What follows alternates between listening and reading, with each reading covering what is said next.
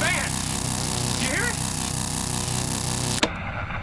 It is necessary for the recording of sound to convert the sound waves to corresponding changes in light.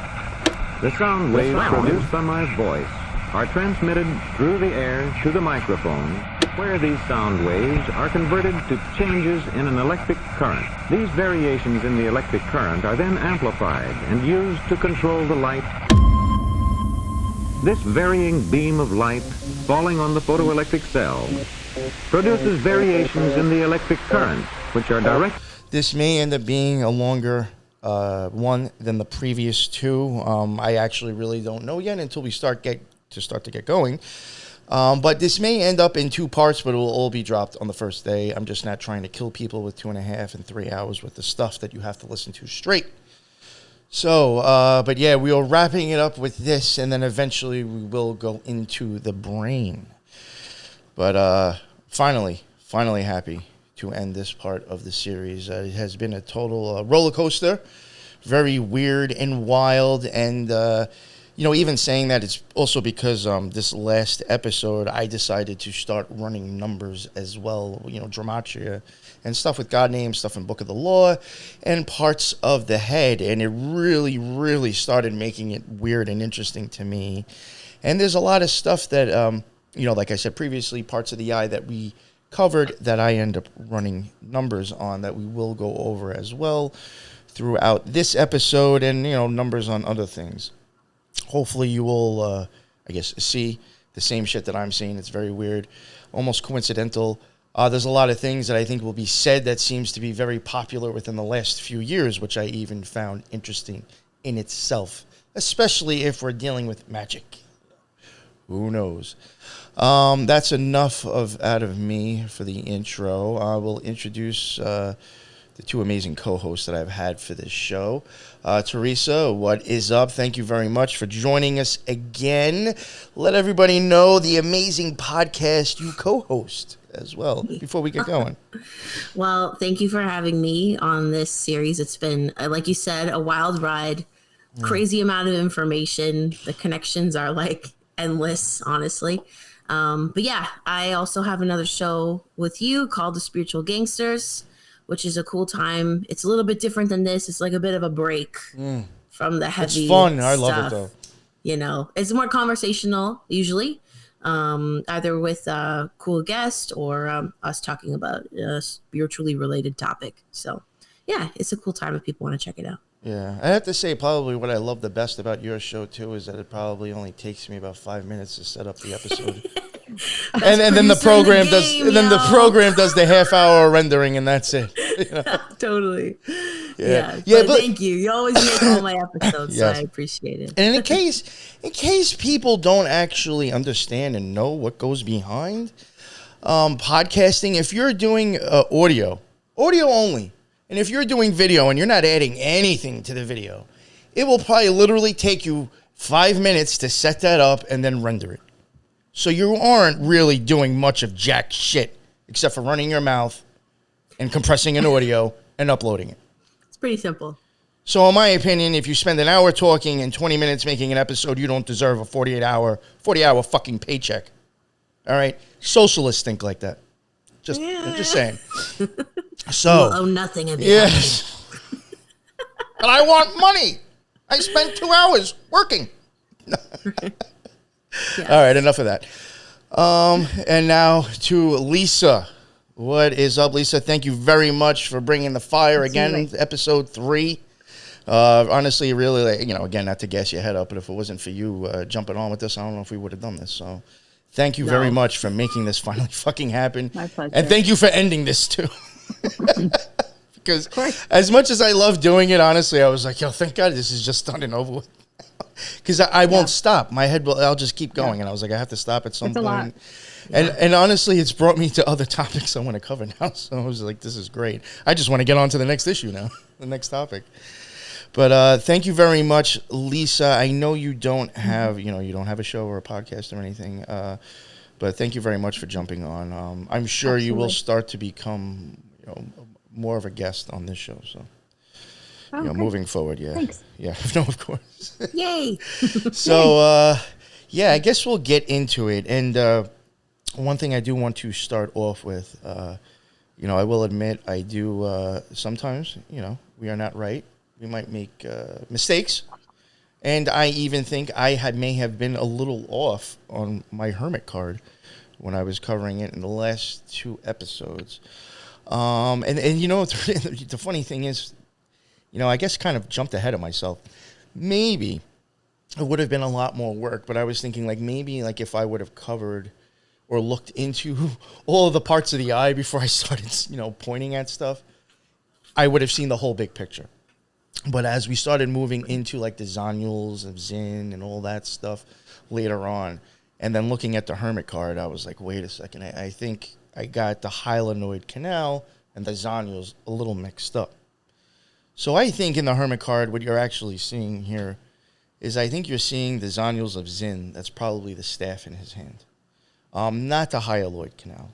And the Zonules of Zinn are also part of what raises and changes the lens, and when your pupil starts to dilate and all that stuff is going on at the same time. So I do think the snakes are showing the same thing. I do think that the desert is probably still the cornea. I think, the light that you're seeing in that prism that he's holding is probably still the lens. But I just think that is not the hyaloid canal. I do think that is probably the Zonules of Zinn. And one of the reasons why I'm even saying that is because of even this picture right here. I mean, this is what the Zonules of Zinn look like attached to the lens, correct, Lisa? Yes. Yes. So, I mean, this looks like they got sticks and staffs coming out of, I don't know if those are dicks or aliens from, fucking the alien movies. Which actually makes me wonder about H.R. Geiger, because, a lot of the stuff he draws and does is in black and white, and then, you're looking at these X-ray things or these electromagnetic, microscopes. It's in black and white. It just seems very coincidental with some of his artwork as well. But I do see kind of, to me, I do see a little bit of the Hermit right there, especially to count the top part, his hat, and then the staff. Right here, you see them both together, the Hermit card and the Zonules of Zinn. So I do think I may have been wrong about that. Even another thing I found interesting, and I think it helps because of this picture. Now, it could be wrong, but in this picture, they're even showing kind of the Zonules having purple to them. If you were to go look up what lavender looks like, the same exact thing. And lavender is also associated with Thoth. So seems very weird with that, I thought. This is another part of the Zonules. To me, I mean, these even look like weapons that I've seen, kind of, where you hold the knife and it has that. I don't, it may not be from that, but, it almost looks like, to me, a tongue sticking out. Mm. And then this is even other parts of the Zonules. So then when you look at the Thoth Hermit card, and you see something that looks like a tongue coming out, and all these, looks like fur or hair or feathers. To me, it looks just like this stuff that we're kind of looking at before. So I even do think, even on Crowley's Thoth card, Hermit card, I do think he's possibly showing you, or person who made it, showing you the same thing. And I wanted to toss this guy in because in the other episode, I was even showing that same thing, that same weapon. These guys, to me, from the Dark Crystal. Yeah. Not the Dark Crystal. What is this from? This is the Dark Crystal, correct? Yeah. Right there again. They even got the spirals, Fibonacci spirals on their stuff. I do think, just wanted to toss that in. More spirals all over this dude's face, on his skin, on his clothes. He does kind of look like those Zonules of Zinn to me. And now moving on to the Gematria for the Hermit. You do get 232 in Hebrew, and then in English, 438. In simple English, 73. In Hebrew, you get Satan, climate change, Boffs, Memphis, Dominion, Kansas, election, Pinocchio, It's a funny thing, Pinocchio, whose nose grows. The Hermit, who's got a staff, matches that. Gospel, Oregon, the Black Hole, the Donald, Kroger, Pepe coin, the Lion. I found this interesting. Orgone, matched Orgone. Age at Death, and Diamond Hands. Then if you want to match it to English in simple gematria, and now when I cover these match both. So you're getting 2 hits on these. Egypt, 18, Nimrod, Nibiru, Ordinal, Stone, Jackson, Crown, Ezekiel, Goddess, Copper, and Gordon. This I found interesting because I do get Gordon here, and then later on we'll get Cole. And the detective that David Lynch played in Twin Peaks, his name was Gordon Cole. We'll even see Pink Floyd come up in something, and then Pink separately and Floyd come up in something separately. Very weird. Harris, Tweet, Sons, Mouse, Namaste, Orgasm, and Union. I did even start to think that maybe even the World card here could possibly, this around her, could possibly be the Zonules of Zinn. Maybe the inside part could be the lens. Later on, I think when you see us talk about the retina, maybe you'll get an idea of what these things that almost look like candles, kind of look like cones and rods, what that might be. But I do question if the World and the Universe by Crowley and this one showing the lens and the hyaloid. When the lens moves up, the hyaloid will bend in an S formation. So we have the Zonules of Zinn that could be around the lens, and then the hyaloid that would be above it. So I do, I could be wrong, but I'm just guessing with this one from the things that we have covered. Same thing with this, you get the S again. That could be, is that the bending of the hyaloid? Is that the lens? Is all that stuff, the zonules? And then this one again, you got that whole S-looking thing going. So that I just wanted to cover. It was kind of like stuff from the last episodes that I just wanted to add to and change. And then I guess right now we're going to go into, we're going to cover some things that we have, mentioned in the past before, through the gematria and the numerical value of all that. I'm going to cover that first before we start going into the new stuff. And then throughout this episode, just so I don't bore people with tons and tons of numbers, in between certain parts of the eye, I am going to run numbers from things that I found interesting that were from God names and Book of the Law and things involved with the OTO. I will do that in between, just so I don't go on for 40 minutes boring you all. In case there's people who are not into this stuff. So, all right, here we go. I'll pull this up and we'll get into it. Some of these things are not all that, ooh, wow. It's just I do want to mention it. Also, because I do know there's people who are into this stuff as well that watch and listen to the show. Maybe you will pick up stuff that I didn't even think of. So that's another reason why I'm doing all this. All right. The Oculus Humor, in 984, Hebrew Gematria, English 1044, 1044, and then Simple Gematria, 174. Nothing crazy, really, with Hebrew. You get Crazy and you get Harvest. And Successful Songs and Isaac Asimov. I found that his name interesting that came up. Now, when you get into the English and Simple Gematria, you will get Trust the Plan, New World Order, Stormy Daniels, November 6th, Pineapple Party, Jordan Peterson. What a surprise. Oh, God. Dark Knight Rises, Eye of the Storm, God is in Control, Executive Order, DeSantis is Judas, I Am Victorious.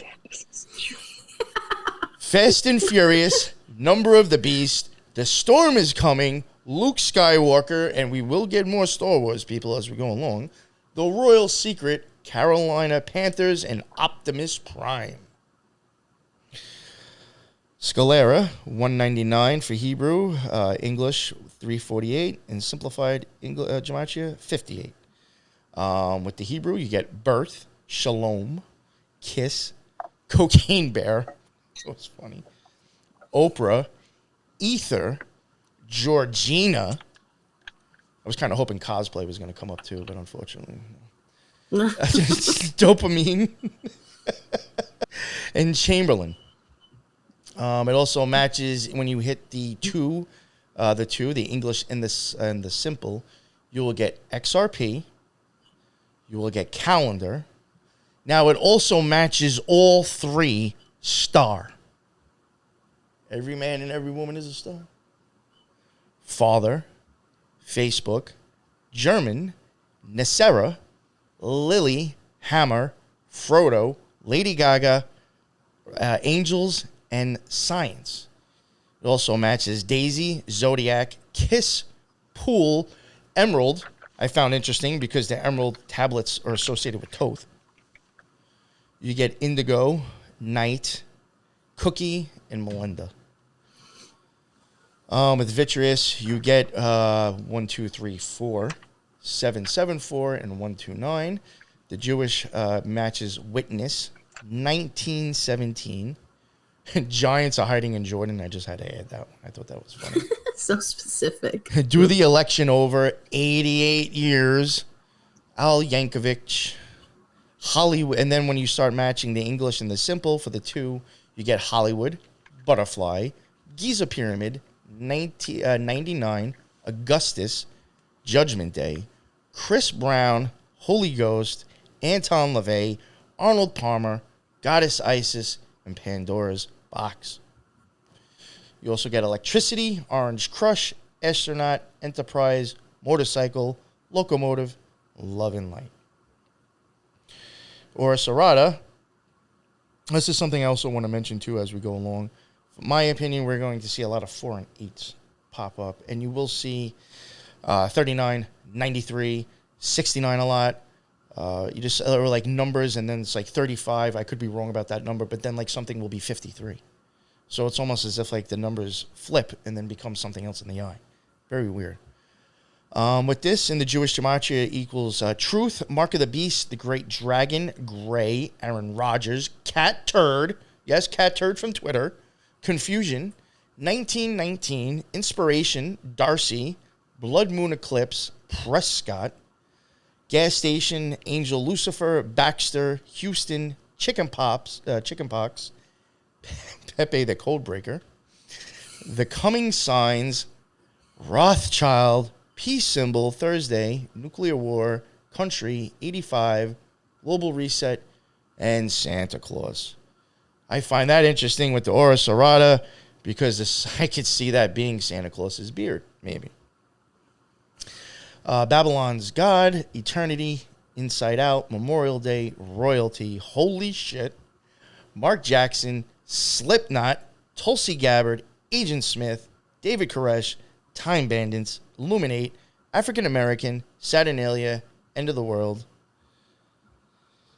A lot of, and the thing is that I thought was very interesting with these is that when I ran these, you get like very specific, almost like 1 or 2 word things. Normally a lot when you do use some gematria, you'll just get some off the wall, like crazy things that people typed in. Mm-hmm. So I do even find like some of these specifics questionable. The Hyaloid Canal, 557, 630, 105. The 557, Detroit Lions, Existence, Frankly, find that interesting, Yoshi, Carbon Dioxide, and Pulp Fiction. Rebel Yell, The Galactic Federation, Coexist, Forbidden Number, Harrisburg, State of Israel, Tim Hortons, Lilith in Scorpio, Blue Sun, and Lights, Camera, Action. Rebel Yell, The Galactic Federation, Coexist, Forbidden Number, Harrisburg, State of Israel, and Tim Hortons. Again. Fuck. Lilith and Scorpio, Blue Sun, Lights, Camera, Action. I may have read those already, sorry. Then it also matches Internet, Alex Jones, 9/11, Neuralink, Christine, Greenlight, Blood Moon, Red October, Francis Bacon, Simpson, Dirty Diana, Masonry, and Sudden Death. As well as Awareness, Scarecrow, which we will come up with Lion later on, So I'm wondering about all the characters from Wizard of Oz. And I could see the Scarecrow, in a sense, going with the Hyalinoid Canal. I'm Back, Bitches, Rockstar, Sunrise, Sonic Boom, Hammer Time, New Zealand, Equinox, Melbourne, Father Time, Horizon, Ashley Babbitt, and Moon Cycle. Canal, again, you have 65, but Cornea is 56. So this is exactly one of those things that I was talking about. Then in English and Simple, it is 186 and 31. This in Hebrew can also equal land, email, mem, which is on tarot, and it's included with the Tree of Life, the Kabbalah, film, Big Ben, Bald Eagle, MILF, and MDMA. As well as Len, which there is a lens, and Kabbalah. Then in English and Simple, we have Jacob, Doge, Bell, Cash, Her, which I thought Her was interesting because Her matches it with 186 and 31, but then the Jewish gematria of Her is 93. Alabama, Chief, Based, Candace, Jean, Pan matches it.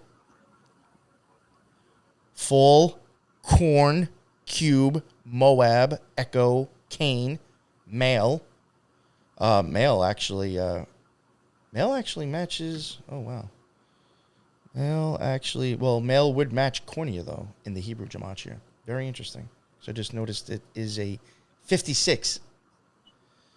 So it matches the 186 and the 31, but the male would also match the other one.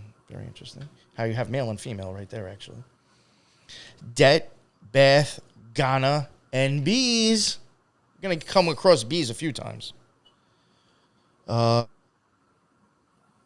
one I love. Zonule 815, Zonule 558, and Zonule 93. Zonule for 815, I Am Love. Aubrey Graham, Philosopher's Stone, Elvira, Novel, Van Halen, Russia, Ukraine, Fuji, The Next Chapter, Juke, Larry Ellison, Jen Paskey, and Buy Bitcoin. Then for English and Simple gematria, we also have Saturn, John Wick, Flotus, another fucking phrase Q-tards love throwing around. You say Flotus and POTUS, it's like all of a sudden I know politics. I Pet Goat. This I found interesting, Moonchild. Moonchild is the first song on an Iron Maiden album called Seventh Son of a Seventh Son, which is, in my opinion, named after the book Moonchild that Crowley wrote. Moonchild, or, whatever, the numerical value also matches seventh. It also matches Nicki Minaj, Vishnu, Ariana Grande, Harvest, Atomic Bomb, Juniper, and Sunny and Tangerine. As well as End of Days, Bob Marley, Britney, Golden Child, Nuggets, Alvin Bragg, Knowing, Nazareth, and Arturo. Zonules, I add in a plural to it just to see where it would go with that. You got 905, 672, and 112. The 905 matches Lisa Marie Presley and Kanika Jenkins. World Cup, Houston, Victory, Kamala Harris, Decode Titanic. Lion of Judah, which we just covered not too long ago, was an occult artifact that the Italians stole from the Ethiopians during World War II. And looks just like shit that Crowley's made. It is some of his stuff. Wachowski, Corey Good, another shill, scam artist, came out and admitted that he was lying. I Am the Light, Brooklyn, Yetzirah, Burger King, and Sandy Hook. As well as Olive Garden, Telepathy, Mathematics, Pink Floyd, Open Sesame, The Last Dance, Chicago Bulls, Half Moon Bay, and Showtime. Zinn. This I find interesting. I'll get 589, 378, and then 63. If you were to flip it around and turn it sideways, you'd get 93, 39. Really weird. Donald Trump for the Hebrew. A Storm is Coming. December 13th. Thomas Anderson. Declaration of Independence. Ley Lines and Red Eyes. And Redux. All I thought interesting. Then when you get to the English and Simple, you have 11. which made me think of Stranger Things. Friday, Yod Hey Vod Hey, which is a magical formula. Porn, cannabis, divine, Paris, avatar, penis, Azrael, Miriam, witch, buffalo, Ireland, Jones, El Shaddai, Red Panda, and Weeks. The Bible, Medusa, Saint, Coms, Sandy, Boris, Oasis, and Soccer. Now, in case people don't know, when it comes to the OTO, you have Oasis, Camp, and Lodge. So, Oasis is in there. The Epithelium, ran that, 446, 708, 118, 446, Bride of Christ, Elona Musk, Square, Allison Parker, Coconut, Post Malone, Orion's Belt, Scientist, Hendrix, No Doubt, and Enya. Fountain, Groundhog, Black Eye, Michael Tessarian, Neutral, Nation of Islam, and then you have Elon Musk with the A for like an Aeon, the A and E, Elon Musk, Shelter in Place, Club of Rome, and Mortal Archangel. English and Simple, The Great Reset, The Matrix, Microsoft, The Storm, 41, True Love, March Madness, Hail Trump, Ivermectin, Hummingbird, Just Do It, Patriots, Dallas, Texas, and Bluetooth. Honestly, 42, Two Keys, iTwitch, Chris Evans, Not the Law, Limitless, Scottsdale, Hell on Earth, Peter Thiel, who comes up multiple times, running numbers, Peter Thiel, Sephiroth, The Awakening, Anti-Jesus, and Chocolate Chip. I threw Chocolate Chip in because I was thinking of Cookie Monster. Then Trabacular, I swear I'm almost done, 492, and then you get 606 and 101. I found those number and zero number kind of interesting. The 492, you get Gray, you get Freya, Punisher, Holiday, the Internet, Artificial Intelligence, and then Gemini, but spelt weird.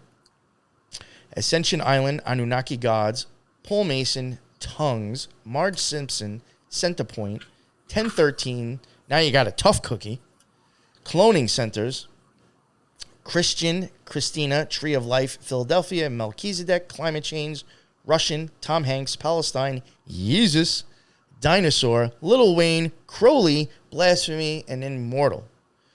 As well as Mount Shasta, Ace of Hearts, Republican, Pathfinder, Louisiana, Panthers, Bullseye, Darth Vader, Moldavite, Echo Waves, Historic, Phillips, Traveler, and Full Circle. I find the Phillips and the Full Circle interesting because I have made jokes about screwing your pupil closed. So even Phillips and Full Circle to me could look like, twisting it. Caruncle, or how do you pronounce that, Lisa, if you don't mind? I'm sure I'm saying that wrong. I think it's Caruncle. Oh, okay. Caruncle. Caruncle or Caruncle. Yeah. I figured it was probably sound smoother than I was saying. Potato. Yeah. 352, 462, and 77. The 352 matches Amun-Ra, Messenger, which is Toth, could be a messenger as well. Oppenheimer, Funeral, 988, 19. Don't Be Afraid. Samaritan, The Torah, San Andreas, Mephisto, Toblerone, Gold Star, Human Angel, Chief Seattle, Bronson, Robert E. Lee, Black Matter, and Sahasrara. Then in the English and Simple, it matches Christ, Wake Up, Power. Then a fuck ton of just names. Samantha, Scott, Patricia, Kenneth, Alyssa, Matter, Caroline, Molly, Babe Ruth, Judaism, Thanos, I Am Love Again, Grammy, Big Scar, Hexagram, Cookies, Jameson, Ashton, and Sacrificed. Sillery, 533, 480, and 80. The 533, Submersible, December 6th, Lunar Eclipse, SCOTUS, The Earth is Flat, Anarchy, Supreme Being, Ticketmaster, Christmas Gift, The Secret Garden, I Am the Serpent, The End is the Beginning, The Moon God, Goddess, Elmhurst. I included that because I don't live too far from Elmhurst. Then you have the English and Simple. You get Dutch, P. Pfizer, Putin, The Beast, Tyler, Alexandra, Offering, Creator, Beelzebub, Krishna, Horseface, made me think of AOC, and Rebirth. You have Europe, Party, Psalms, Savannah, Sun God, Answer, Ayahuasca, Podesta, Romans, and then Horseface again. And then in English and Simple, you get July, Barack Obama, Benjamin, Brandon, Brazil, Easter, House, Hermes, and you know what? My bad. That one that I was just reading right there, my bad. The one with July and Barack Obama, that is for now Bowman. That is a part inside your eye, too. These are some things that I happen to notice that we didn't cover, but were in diagrams. That matches July, Barack Obama, Brandon, Benjamin, Brazil, Easter, House, Hermes, which I found interesting because he can look like he has a bow at times, depending on how you're looking at that thing. So Hermes even matches Bowman. SpaceX, Marduk, Shalom, Muhammad, Amun-Ra, Germania, Wayne, Planet, Denver, Years, Shazam, Logos, Taiwan, David Icke, Coinbase, Mar-a-Lago, Baron, and Melanin. I found those weird. Some of those numbers coming up with things with that. Then Placata, 194, 372, and 62. 194 equals Earth, Heart, Rabbit, Catholic, Cats, Pleiades, Adonis, Capital, Dementia. Then in the English and Simple, Elohim, Kofifi, Trump's Kofifi, Jordan, Queen, Mason, Dollar, Torah, Georgia, Jay-Z, Madonna, Train, Magdalene, and Poland. Vote, Fibonacci, Casper, Black Magic, Digital, and Flight. For the Placata, again, that equaled 62. And then Floyd equals 62 as well. And Little Nas X even matches Floyd, which is interesting. Sirius B. And then Pink equals 119, 350. And Lens also equals 350. And Hadith even equals 350, which Hadith is the Muslim variation of Hadit, which is in the Book of the Law. Also Rahor, all these fucking names that are in there. So I found that interesting, and I'm done with that. But unfortunately, I love Pink Floyd, but what the fuck? Come on, guys. And the funny thing is people may not even know what's going on right now. You have David Gilmour, who I love. I think is an amazing fucking musician, but goes out and cucks himself for fucking Ukraine and writes a song about Ukraine, and then turns around and says to people that Roger Waters, who since the wall has been outspoken against fascism, his father died in World War II killing Nazis, he comes out and says Roger Waters is a fucking Nazi anti-Semite. Zero fucking sense with that at all. Zero fucking sense. What the fuck is going on? Taxes were due. All right, your script is done and over with. You're speaking out again. I don't know. Honestly, in my opinion, everyone's a Nazi now. In my opinion, scapegoat. My opinion, if you listen to The Wall and you listen to Dark Side of the Moon, my opinion, I do think in some ways it was kind of pulling Pink Floyd away from, I think, the good stuff. My opinion, Roger Waters was trying to go ham on exposing occult symbolism. And I don't think the rest of them were totally down for it. They were like, we got to pump the brakes, guy. That's my opinion. Because The Wall and Dark Side of the Moon, if you understand occultism and magic, those motherfuckers told you everything.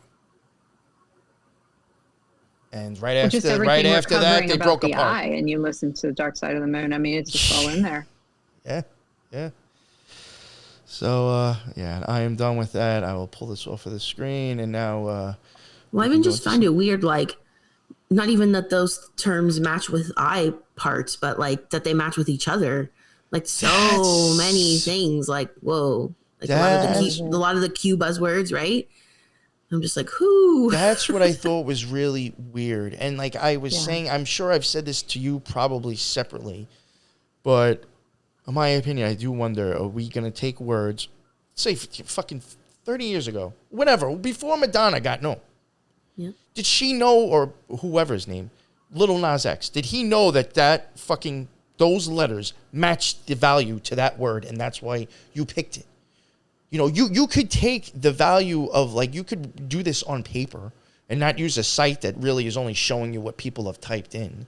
You can use paper and pen and get the value, and then figure out your own letters that will make the same value, and then string along a phrase or a name or sense out of it. I think sometimes I think that's exactly what's happening a lot. Yeah. Yeah. Do they have a script writer, like a script? What do you call, like a lyric writer? You all right? And maybe they, send it to them, and then that person is in charge of doing the research background on the words. Maybe they have people at record labels that do that. Yeah. I like this word, but we're going to change that word for this word. You know what I mean? Because I think it's stronger. Stronger meaning it matches other things. Right. Yeah. Yes. I don't know. I wouldn't be surprised, honestly. Yeah, I agree with that. Yeah. All right, so we're going to now move into, what, the tear ducts, you said? All right, So here we go. Tears. I'm going to pull up the pictures. Tears. Unfortunately, I may not be on the right That's picture. fine. Just let me I was know. going to say, if we can pull up first the picture that's the eye tier layers with the lipid yellow layer on the outside, and maybe that one would Yes, okay. follow what Not a problem. I the got first part of it, and then we'll move on to when I start talking about the lacrimal system, how it moves over. Is this the one you're talking about? Yep, that's Okay. exactly it. Thank you. Okay. So go ahead. So the tiers themselves are, I'm sorry, are you ready? The tiers themselves are made up of 3 different layers. So the outermost layer is the lipid layer, or the oily layer, and it's going to be the layer that's in contact with the environment, and basically keeps that aqueous layer or the other layers from drying out. This layer is produced by the meibomian gland, and those glands are found on the eyelids. On the top eyelid, you have about 25 to 40 of those glands, and then on the lower eyelid, you have about 20 to 30 of the glands. And so as the tears are made, and we'll go through this, as the tears are made, they pass through the meibomian glands, and they get that oily layer and then put over onto the surface of the eye. They also help with making that eye surface smooth, so that the eyelid just kind of glands over it. The second layer is your aqueous layer, which is going to be your watery layer. And this is what keeps the actual eye wet, and it nourishes all of the tissues below it. So remember, in the first episode, we talked about the cornea, how it has no blood supply, so it really doesn't have any nutrients coming into it. It's predominantly all neuronal. So in order to maintain the health of the cornea, you have to bring in some nutrients in order to maintain that health. And the aqueous layer does that. And the aqueous layer is produced by the lacrimal gland, which is located on the upper outer part of the eyelid, right below the brow. That's going to make up about 95% of the total tear film.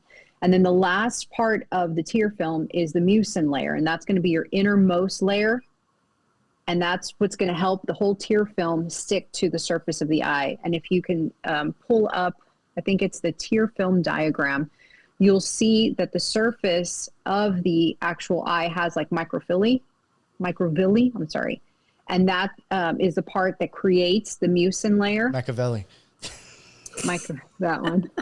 Yo, don't they look like they're Vanilli. having a fucking party in there? Don't they look like they're tossing around streamers and like having fun? It's like a Yes. fucking party in that blue area. That's so funny, Lisa. My kids just brought up Milli Vanilli this morning. Really? How random is that? Yeah. I know. You know what? That is really And you know what, real quick, I might get into this later on, but even with the Minerval degree, when you go and cross that other thing of when you go through the, fuck am I forgetting these things? Curtains. Holy shit. Couldn't remember the name. You go through the curtains. It's a big party in there. You're going to have food, there's music now, you're going to read your book of the law. As soon as you cross those fucking curtains, it's party time. Because you're going back out your fucking eye where you're not supposed to be. All right, go ahead, sorry. No, you're fine. So the mucus layer is going to be the one that's the most in contact with the surface of the eye. And that's basically going to keep the tear film onto the eye surface, as well as attaching the top part of the eye to the rest of it and make contact with it and maintaining it and helping it lubricate over.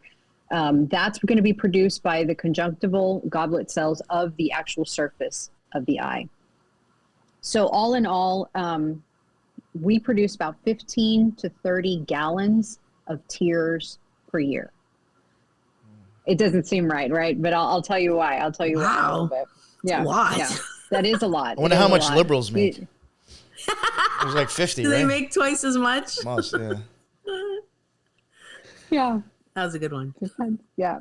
You need a lot of water, hydrate. You're making more.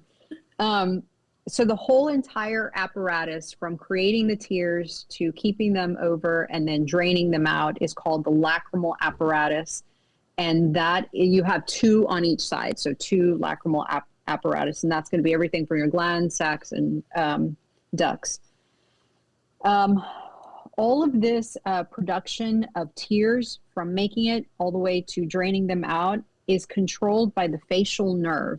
And the facial nerve is the 7th cranial nerve. 7 cranial nerve out of 12 total cranial nerves. So I thought that was interesting. 7th cranial nerve, 3 layers of tear film. I'm really looking forward to getting into the cranial nerves, because I'm sure there's some shit with that.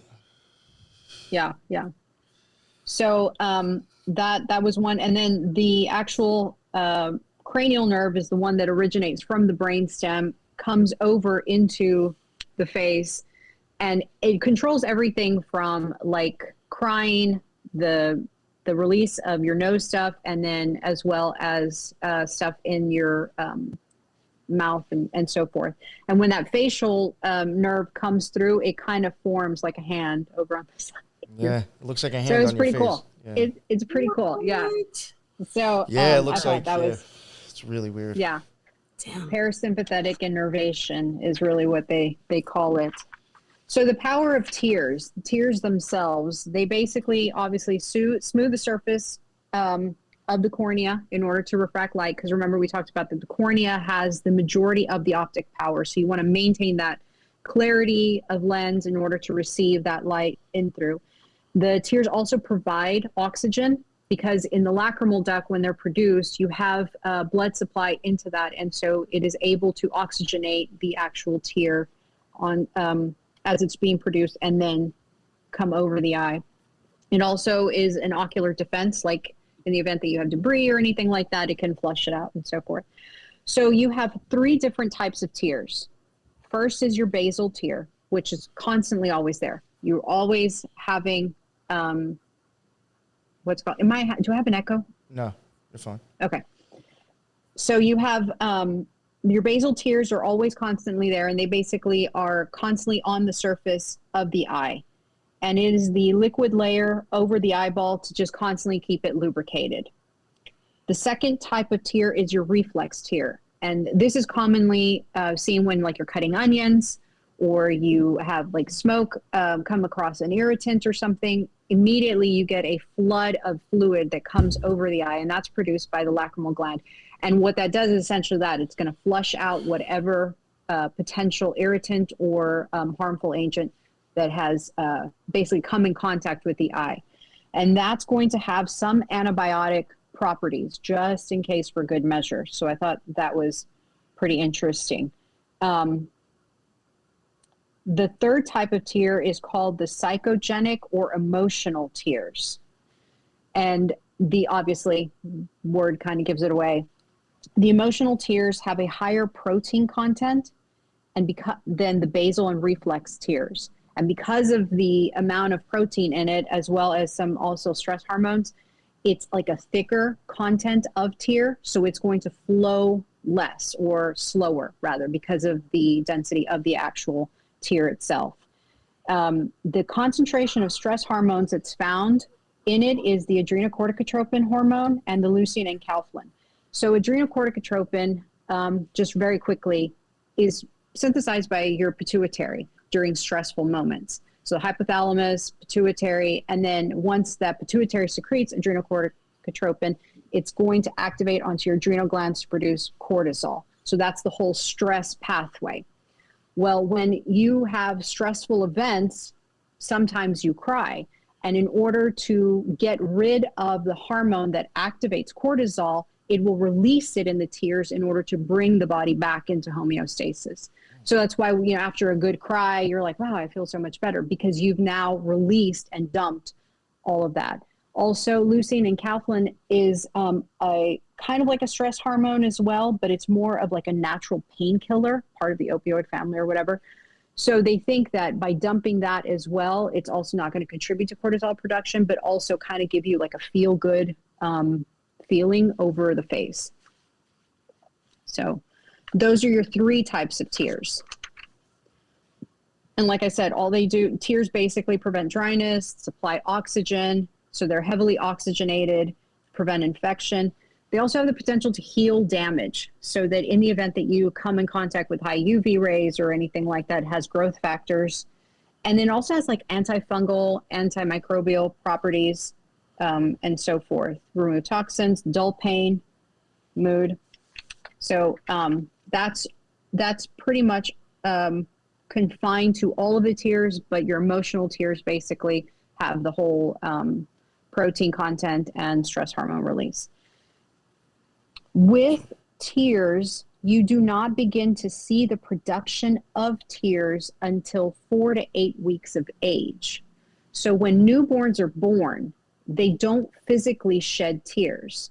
They cry, but you don't see the production of tears, which is also found throughout the mammalian infant species. The infants will cry, but they don't produce tears. Same thing with human infants. You don't start producing tears until 4 to 8 weeks of age. That's interesting, because we get a lot of 4 and 8 stuff too. I think that's around the time babies smile as well.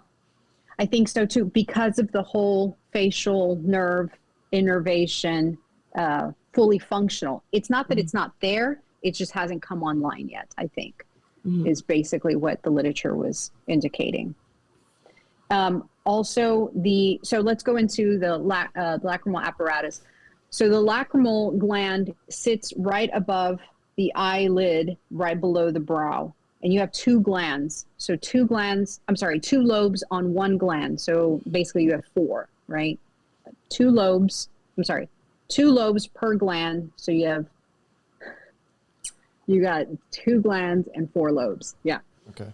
And as they secrete the tear fluid out, or lacrimal fluid out, it's going to come out of 12 tear ducts. Okay. 12. So 2, 4, and 12. Trying to get the numbers right.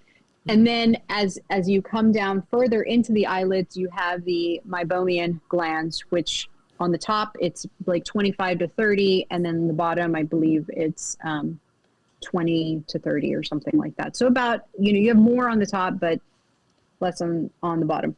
So as that fluid comes out, it's going to pretty much wash over the eye and then head towards the nasal area.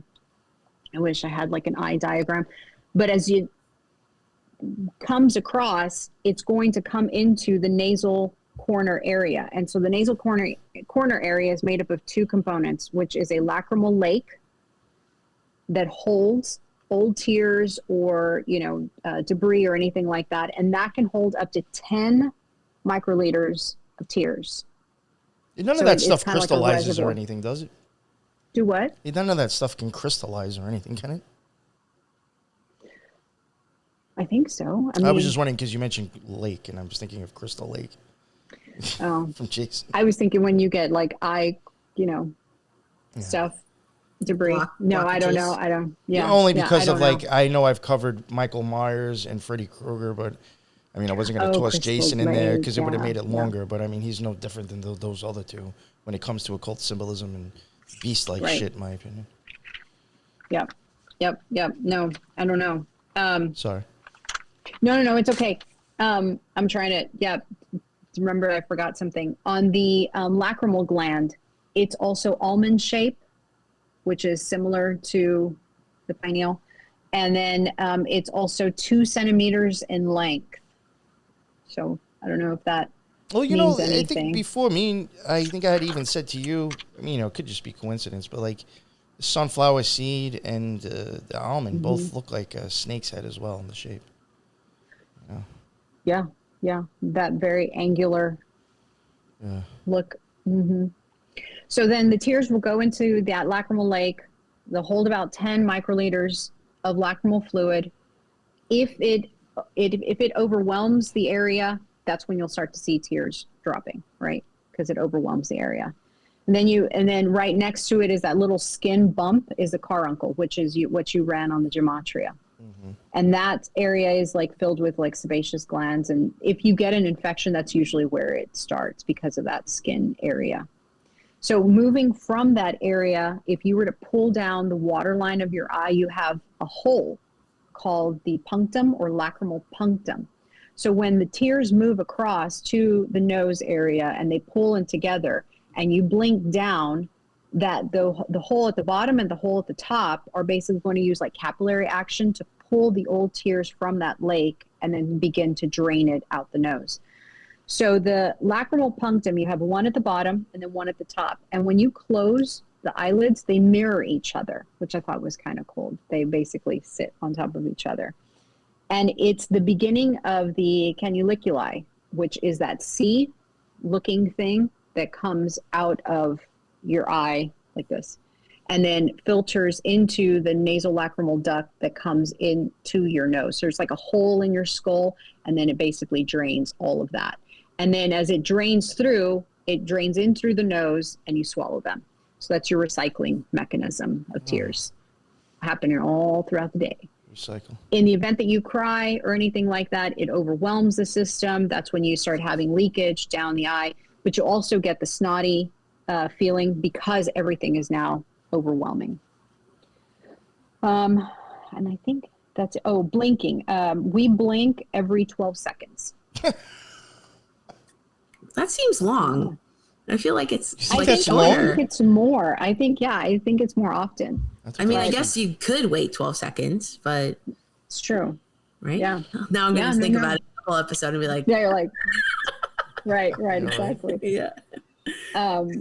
But so you have 2 puncta per eye. That's the other thing. So everything seems to be even numbered, in terms of numerology on that. And see, and that's the thing too. If you follow, my opinion, most, the even numbers on the tree, in my opinion, you're watching Tahuti or Toths like ascend up the tree.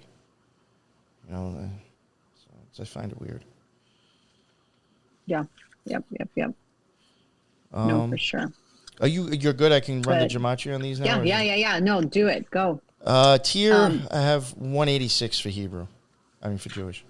That matches Cannabis, Diet Coke, Lilith, Ringo, Machines, Obelisk, Colgate, Landmark, Plate, Nordic, and C's. I found C's. C's matches all 3, actually. It matches the Jewish, the English, and the Simplified. All 3, it matches C's. Wow. Then in English and Simple, it also matches Ray, Kill, Faith, Cancer, Abraham, Adonai, Space, Judah, Set, Hidden, Harp, Harp, Ladder, Yod, Mask, Ariana, Anon, Clock, Magic, Boaz, Simba, because we do come across Scar later as well, Archie, and EST. Then what was that? That was Tier, and then I ran Tiers, let's make it plural.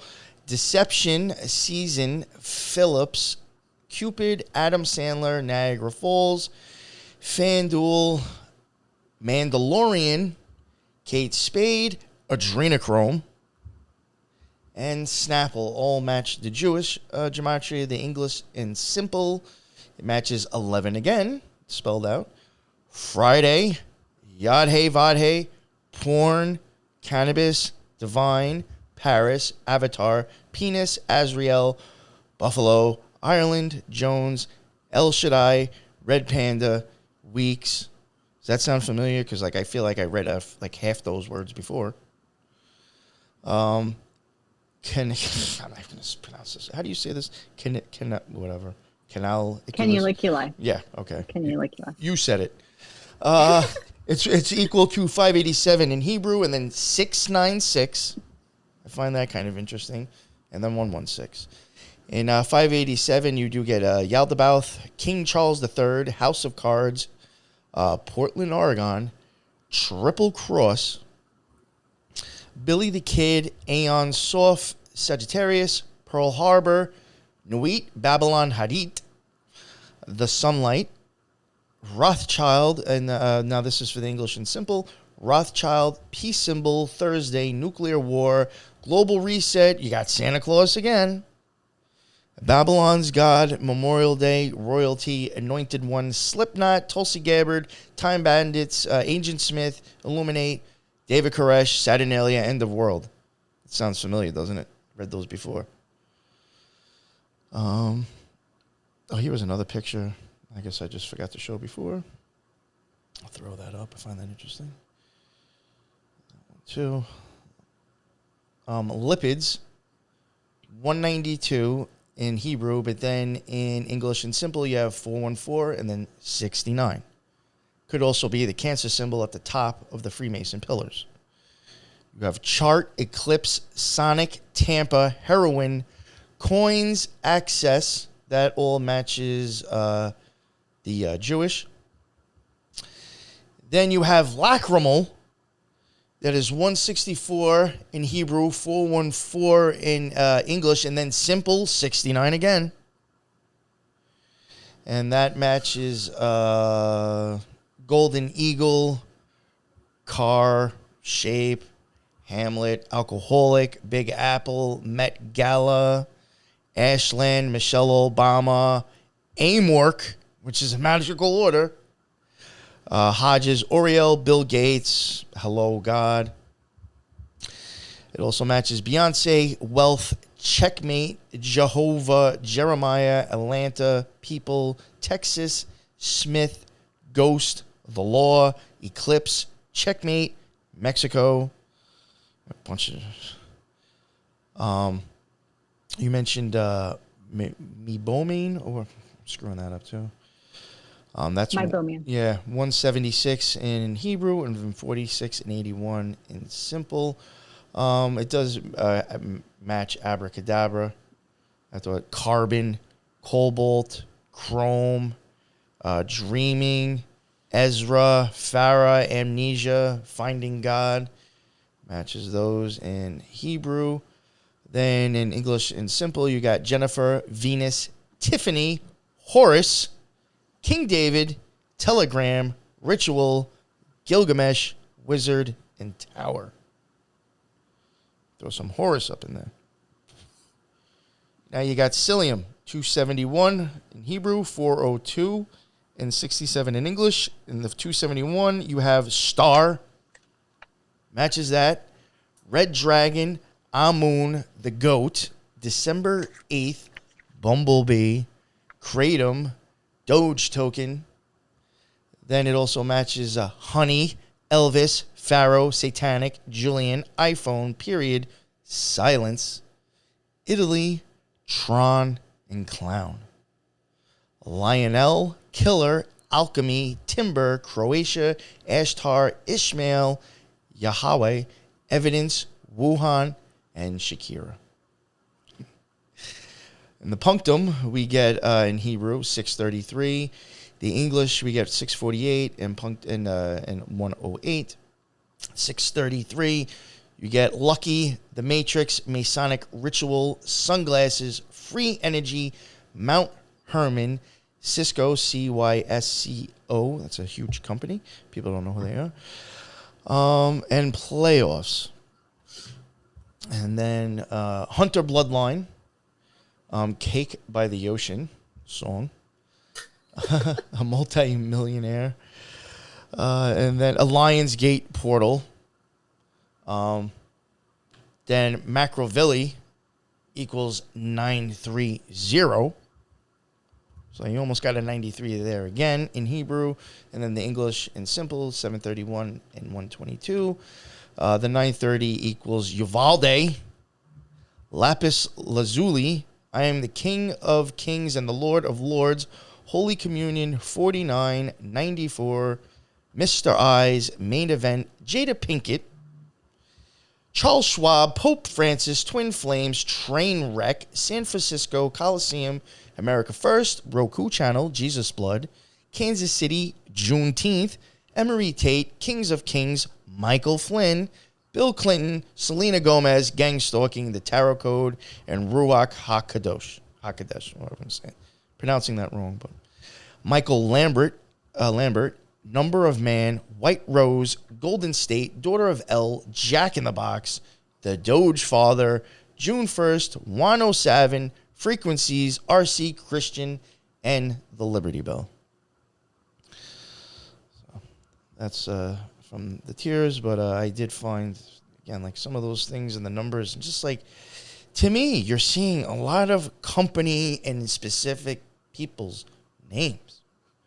Which is why I honestly included a lot of this, some of this stuff. It's not even so much the occultism it seems to be pointing to. It just seems like a lot of fucking well-known names and companies. Which, again, makes me wonder, like, were these planned names because of the value? I thought it was weird, too. Like, you had a match with Horus there. Yeah. Right? And, like, the whole, like, tear duct system basically looks like the Eye of Horus or the Eye of Ra. You know? Yeah. Like, just that whole symbol. It's literally it right there. my since I'm throwing it up on the screen, and I'm assuming if anybody was to be paying attention, they noticed too. But plus, I had clicked on it, and it was a different color. But even my first name matched the Horus. I was like, "Fuck!" It's like, you fucking kidding me? God damn it! All right, I'm going to run this stuff, and then I think actually after I'm done running this, I may cut the episode there, and then we'll finish off the rest in the next one, because I think this may take like another 15 minutes to go through. We'll see where I end up, but I do think we may end it here and then go into the next one. I spent a lot of time at the beginning, probably about 20 minutes doing back stuff, so you know. I'm going to pull up some stuff that I've got that I found interesting, and hopefully I set it up the way I thought it would, and it should make more sense as I go through it. All right, here is Hadit. He is one of the gods in the Book of the Law. He equals in Hebrew 122, 252, and 42. Again, like a lot of twos, the fours again. That can match in Hebrew March, Elohim, Karma, Bitch, Gift, Hekate, Papa, Riddle. Remember, Papa, even 11 was throwing that word around like crazy. Papa. Ember, Brahma, Heineken, Frame, Tick, Nephi, Declared, Cloned, Decoding, Leafs. It also matches the word 9, 5, Iran, Pepe, Libra, Odin,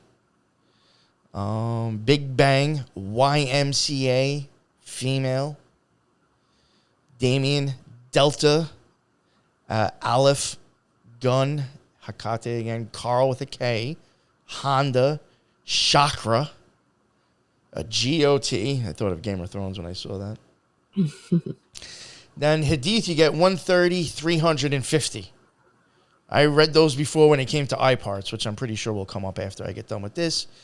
That is now Hadith. I added the H. You can find Hadith. That is just the Islam or the Muslim version of it, and you can find old pictures of people who are high up in the OTO hanging out with people dressed up in Muslim shit. So like they acknowledge that stuff. I mean, they even going by their initiations and shit. Like they acknowledge that shit over there. Iran, Pepe, Andre, Rain, Naomi, Flood, Delta, Nikola with a K, like Nikola Tesla, Fight, Iblis, Phoebe, June, America, Donald, Apple, Paul, Chiefs, Pink, lion and snake. Crowley had the lion and snake was his Baphomet. This shit matches lion and snake with Hadith. Sophia, owl, biblical, sacred, INRI, and cocaine and Nazi. Nope. Circle, Fatima, rigged, Janet, Brady. Lens equals 350. There we go. So even Hadith matches lens in the English in simple gematria.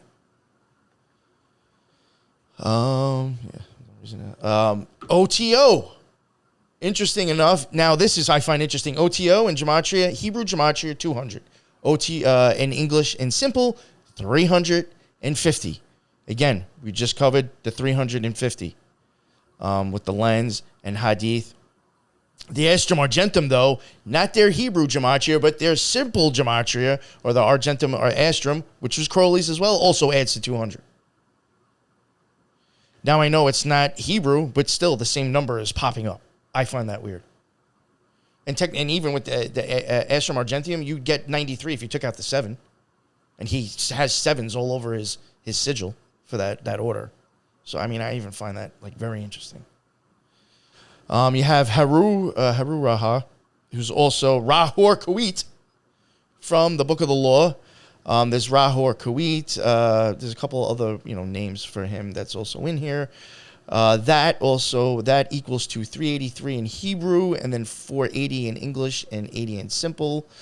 The 383, you get telekinesis, Icarus, secure, Doritos, root chakra, Usher, Prince Philip, Nico Stark, Attila Hildman, Iron Spine, Bitcoin Moon, Fibonacci Spiral, General Electric, Elohim of Israel, Telephones, Crusade, Potholes, a chicken fucker. Throw that in there too. That also matches in the English in simple. Dutch, P. Pfizer, Putin, Baphomet, the Beast, Tyler, Alexandria, Offering, Creator, Beelzebub, Krishna, Cassandra, Horseface, Alejandro, The Rock, Rebirth, and Spencer. Europe, Party, Psalms, Sun God, which is exactly what it fucking looks like, what he looks like in this stuff. Ayahuasca, Tragedy, Romans, Podesta, Weather, John McAfee, Monero, Hebrews, and Dehudi, 480 and 80 again. Then Rahor Kuit, you'll get Dehudi was another name for him. Oh, another name for Tehudi. So, like, even their numerical value in English gematria matches. I found that interesting. Rahor Kuit, 596 in Hebrew, 864 and 144 in English. Again, you're seeing a lot of fours. In Hebrew, it matches Zombie, Isaac Wright. I don't know if it's a real person. Nathaniel Rothschild, Occult Addiction, Daytona, Gizmo, Electrical Storm, Production, Louis Farrakhan, Indianapolis Colts, Hershey, Holy Death, Rahor Kuit. Yeah, that's Rahor Kuit. Yeah, I'm sorry, I thought it matched. I was like, what? Money Man, Donald the King. It's done.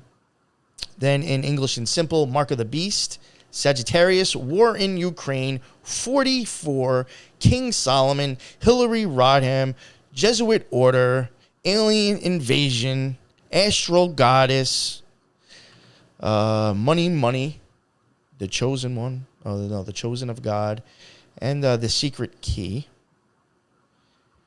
Twin Dragons, April 4th, The Divine Sun, Scientology, Multiverse, Easter Bunny, Inverted Time, Scarlet Woman, President Biden, Prince William. And you have Horar Crot. He is in there as well. He's 522, 858, and 143. You get Holocaust, Documents, Second Son, April 19th, Cookie Monster again, Karl Marx, Honduras, the Red Queen. Translation, George Soros, Melania Trump, Federal Reserve, the Great Dragon, Jesus is King, 93 spelled out. Sound Waves, Wizard of Oz, and the Punisher. The Silver Star in Hebrew is 1175, and then 858 and 143, which people remember, pagers back in the day, beepers back in the day. We used to use 143 for I love you. I find that interesting. 1175 and 858 and 143. The 175, Secret Service, Love Letters, John G. Trump, Hidden Mystery, Blueberry Muffins, Nibiru Visible, Saturn Time Matrix, Madison Avenue, Everlasting Death. Then it matches in Simple Gematria, George Soros, Melania Trump, the Federal Reserve, the Great Dragon, Jesus King, blah, blah, blah. Had, you get 1, 3, 7, 8, and 1, 3. Had, and the reason I'm including that, and I find interesting, is because the 7, 8 on the bottom of the tree, if you want to move up, you have the 7th and 8th sphere that has to kind of like start to go up. And again, that's including Toth or Tahuti would be in the 8th sphere. You get CIA, you get FEB, Age, KC, a B, and Age. Horus 428, 486, and then 81. You get Source, Mustafa, Thompson, Course, Hours, Gnosticism, Maggie Simpson, Census, Hulu, Ethereum, Sodomites, Silent Night, Asbestos, CrossFit, Beaumont, Steroids, Conchetta Adams, what else do I got? Hospitals, Bad Example, Astral Realm, Christ Inri, Recall Memories. Then again, King David, Telegram, Vanessa, Oliver, Ritual, Always, Source, Wizard, Gilgamesh, same stuff that matched Taurus. Italiano, Mike Pence, Samson, Chainlink, Hudson, The Fool, Masons, Sekhmet. Then here we have Athar, which is another Arabic word of a Hadith. Chris, Frodo, Sasha, Rita, Mar-a-Lago, again. James, Evil, Blood, Luna, Black Adam, Tree, Levy, Sasha, Iowa, Iceland, Fool, Kabbalah, Brandy with an Eye, Chaldean, Wool, and Zelda. Hermes, 218, 408, 68, Sophia, Infinite, Teeth, Black Dragon, Shakti, Stable, Armageddon, Cornell, and Barnese. Lord Enki, Madagascar, Agrippa, that book, fucking huge book. Grand Lodge, Petco, Helen Keller. Then you get July, Barack Obama, Easter, Brazil, SpaceX, Marduk, Shalom, Amun-Ra, Wayne, and Planet. Mpox, Shazam, Logos, Taiwan, SpaceX, David Icke, Decipher, Baron, Melanin, and Mar-a-Lago. Elohim, Kofifi, Jordan, Mason, Queen, Dollar, Torah, Georgia, Jay-Z, Madonna, Train, Cardinal, Magdalene, and Poland for a Hathor with an O. And then with the Hathor with an O, you also get Nicola with a K, a Vote, Fibonacci, Black Magic, Books, General, Lesbian, Flight, Insane, and Action. I think we've seen a lot of Black Magic, a lot of lesbians, and a lot of fucking insane action going on lately. And then Osiris in Hebrew, English, and simple. You will match Dark Horse, Influence, Hamburg, Prime Time, Magus, Chicago, Illinois, Biden, Harris, Los Angeles, Kronos, Imprint, Tripoli, matches Tripoli, Mathematician, Motorhead. So Osiris matches Tripoli and Mr. Pool, Tim Pool, Virus, King James. The Beehive. Wait, so it matches Tripoli and the Beehive. That's interesting, isn't it? Seraphim, Mystic, Torah Code, God of War, Delta Force, Parasite, and Solomon. Also equals Jupiter, which is associated with abundance and 10. Osiris, Tripoli, Jupiter, tin, abundance. 13, Ascension, Evergreen, Firmament, Michelle Obama, the Egg of Lamb, Fortune. The fuck was up with that, huh? Aqueous, 616, and then it's got 594, and then 99. JFK, Ritual Sacrifice, Liberty, Alexis, and Donkey Kong. Jupiter 13, Ascension, Evergreen, Michelle Obama, the Egg of Lamb, Fortune, Spider-Man. Sound like some of the things I just read off before? Mm-hmm. Jupiter 13, Ascension, Evergreen, Michelle Obama, the Egg of Lamb, Fortune, Spider-Man, Judgment, Albert Pike, Bank of America, and Golden Dawn. Yeah. So I found that stuff rather interesting with all that. Maybe we will actually just go into the next one because that didn't take as long as I thought it would. But, one thing I was going to say that you mentioned the word Tyler or the name Tyler several times, and it reminded Tyler, the creator. Me of.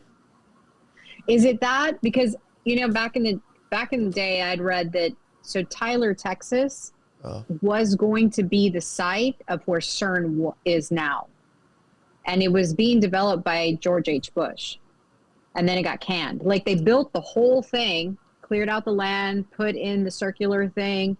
And then they canned it at the last minute. And then it moved to CERN or Switzerland. Isn't Tyler also the name of that like AI on Twitter or whatever? Exactly. Tyler, the creator, also has an album that shows bees and sunflowers on it. And he has been photographed wearing T-shirts of Crowley. That's crazy. What's with that name, yo? Jeez. Yeah. So. Yeah. Wow. I even found all that Osiris and other stuff. Very, very interesting. I hope people are paying attention and listening to that part. I hope so. Being fucking played for the money in your fucking pockets. That's all it is. All right. What's the next one that we would go into? Unfortunately, we're going to go into the retina. The retina itself, and I'm going to cover the general terms of when you look into the eye, and then we'll go into the retina itself. But the retina is basically going to be the epithelium that is responsible for receiving the light and converting the light energy in the form of photons into neuronal impulses that can be interpreted by the brain. So that's you're having transduction happen just at that area and everything associated with that. The retina and the optic nerve, which we'll talk about later, and we've mentioned this in previous episodes, is that this is exactly the part that comes from the brain. It is an extension of the brain, the true extension of the brain. We talk about how the eye is an extension of the brain, but the retina and the optic nerve is the true extension of the forebrain, and it is part of the central nervous system itself. Yeah, you know what's funny? Even as we were covering this stuff earlier, weeks and weeks ago when we were talking about this stuff, it never actually really clicked in my head that like they are an extension of the brain. And then like I was on the shout out to London McLovin's channel on YouTube, who's kind of like they're kind of going on the same stuff that we're doing, but I don't think they went this deep into occultism, a lot of flat Earth and stuff. But I jumped on their panel and was like talking about some of the stuff that I was covering with you guys that were about to start recording. And London McLovin was like, the eyeballs are just an extension of the brain. He's like, that's all it is. I was like, fuck, man. I was like, I really never looked at it like that. Yeah. I mean, during development in utero, you're seeing the same time that the brain is being developed, that you're actually seeing that optic cup being developed as well. So it's all happening around the same time. And I have numbers for those as well. See, like that even almost brings me back to why Toth can say like, oh, I was there at the beginning of creation and saw it all happen. Yeah. Because he's been there since I guess whatever this was created, magic, fucking, I mean, Matrix fucking program, whatever we're in. You know? Right. I don't know. It's weird. Right. No, absolutely. I mean, it almost even emphasizes the importance of the eye to be created at the beginning.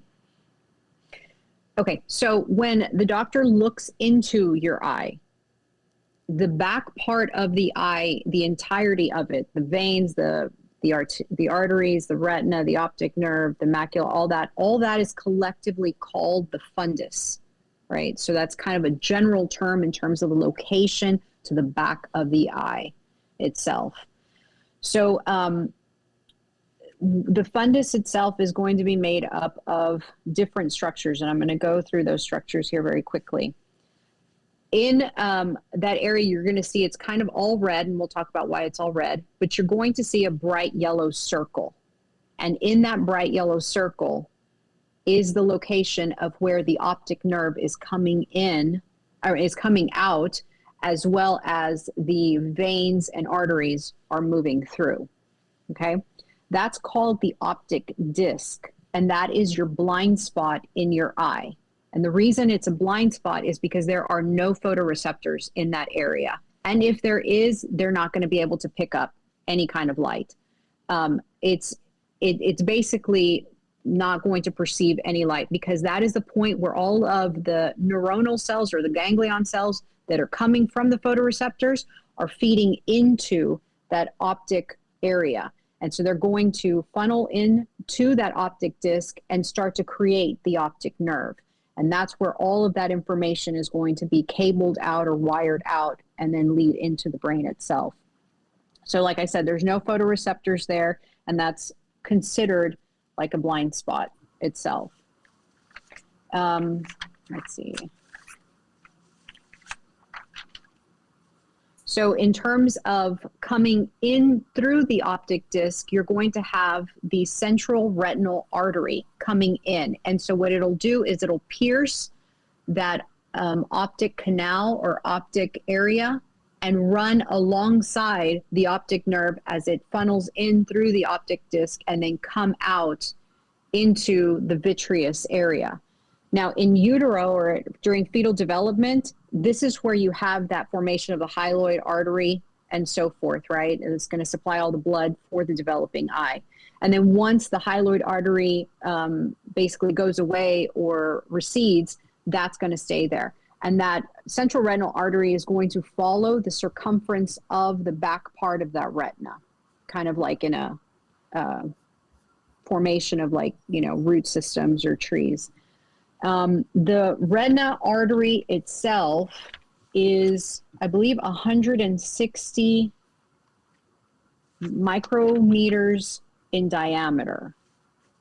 So, which I thought that's interesting itself. 160 micrometers in diameter, and it's going to supply all of the blood for the nerves of the optic nerve, as well as the surface of the retina that's facing the vitreous. Now coming out, so you'll see in this picture, it's red and blue. The red is going to be arterial blood. Arterial blood throughout the body brings blood in. Venous blood brings blood out. So that's kind of like a rule of thumb with the body. So with the blue veins, those are going to basically drain all of the stuff back out through the optic disc, and then will pierce back out where the retinal artery had pierced back in.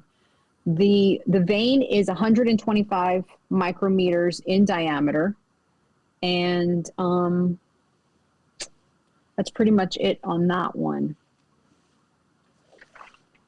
So now leaving the optic disc, you're moving temporally 4 millimeters apart is the macula luda, which means spot yellow or yellow spot. Now the macula luda is going to be the area where a majority of your cone receptors or your photoreceptors, which are your cone cells, are going to be concentrated. The interesting thing about the macula luda is that that's where you actually see. So the macula sits almost at the central part of the retina, And it is why your head, eye, neck move in order to focus the macula on what you're looking at. So I don't know if you like, when you're looking at a person's face or studying the details, the reason that your eyes are moving is because it's trying to focus the macula on the details itself. So you perceive the world more so with the macula. I don't know if that makes sense. Yeah. Yeah, it's like kind of like detail and stuff. I get that. Mm-hmm. Yeah. That's, right. Now, did you say you move how did you say that again? So temporally meaning outward. So temporal is here, and then medial or nasal is in here. I'm just wondering if like Knights Templar have anything to do with it. Oh, yeah. Interesting. Could be. Yeah. Maybe. I mean, there is stuff like that. I mean, like Knights Templar, like even in the OTO, and like you can go look this up online. This isn't like me fucking giving away any secrets. You can look up the degrees. I mean, secret societies, like, you know, do have add-ons and like little things like associated with Knights Templar still. So, you know, you never know. Right. No, absolutely. Yeah. So inside the macula, which is yellow, if you shine a light into the back of a retina and you don't use any red light, the macula will show up as yellow.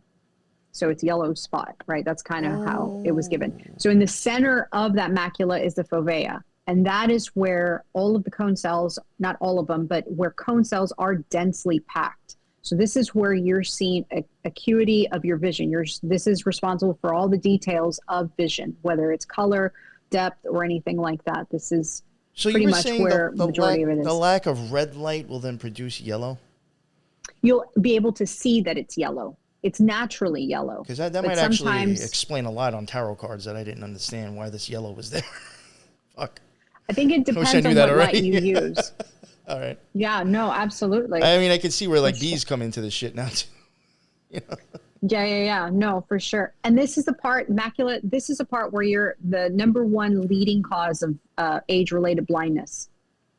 And you know, in my just real quick too, in my opinion, as we get back into the far back part of the eye, I do think night and even K night have something to do with, because you're going into the darkness of your eyeball now. Right. You know, so no, absolutely. No, for sure. But yeah, so this is that area you hear macular degeneration. That's that whole area. And then obviously the fovea centralis. So it's exclusively cone cells and so forth. Okay, now going into the retina itself. So retina is going to be the actual layer of the eye that detects light. And as we've discussed previously, that it contains actual cells that are specialized for reading the different wavelengths of light, whether it's light during sunrise, sunset, low light, or nighttime light, right? Different spectrums like UV spectrums and so forth. And then all of that information that is generated from receiving light is going to be modified, turned into electrical impulses by the neurons in the retina area. That's again like going back to like how the Grateful Dead logo matched. Remember how we were saying that, because eventually it'll just end. Yeah. Okay. No, because it was leading into the eye itself, and so as light comes in, that's an actual form of energy in the form of photons, and it's only in the retina that it's converted from that type of information into an electrical information. So you're taking a piece of information and transcribing it into a different, complete form of information in order for your brain to understand it, like translation. See, even with the few things that I mentioned about Star Wars, and then you got these dudes in the black robes shooting electricity out of their fucking fingers. It's like, geez, you know, what's going on here? Yeah. No, I mean, exactly. Yeah. All right, continue. So the organization of the retina is kind of odd. Like it almost seems backwards to me. The part of the retina that perceives light and is going to change that light photon information into electrical energy information is all the way at the back part of the retina. So the front part of the retina, the one that's sitting by the vitreous, is a membrane, and all the membranes leading into the photoreceptors are basically supportive membranes. They're not really, important, or what I think the bulk of it. The retina has a total of 10 layers to it. Okay. And so it's not until the last two layers that you see the photoreceptors and then the retinal epithelial. So go ahead. Were you going to say something? No. Oh, okay. Nobody said anything. So on the photoreceptors, you're going to have two main photoreceptors, rods and cones, and we'll talk about that here in a bit. But in a couple of the literature that I've read, a new photoreceptor has kind of come on board or on stage or whatever, and we'll talk about that here. Well, you know what? Real quick, I just want to mention. You mentioned like as you get farther in the back, something you mentioned the number 2, with photoreceptors, like, and then like the cones only do black and white as well, right?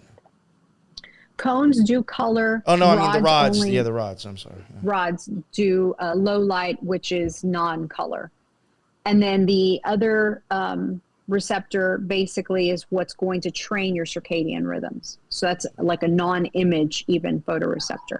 So that's also as well.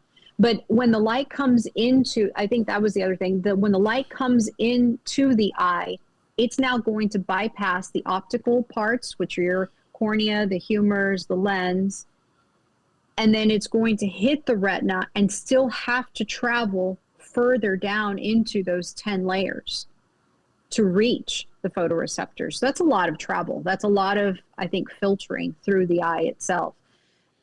Hence why you see better through the fovea, because at the fovea and the macula, the density of those layers diminishes to where the fovea itself is just the photoreceptors or the cone cells only. And that's why it's highly pigmented, to protect that, that exposure of the cones to it. I think you have the highest density of cones in the fovea as well.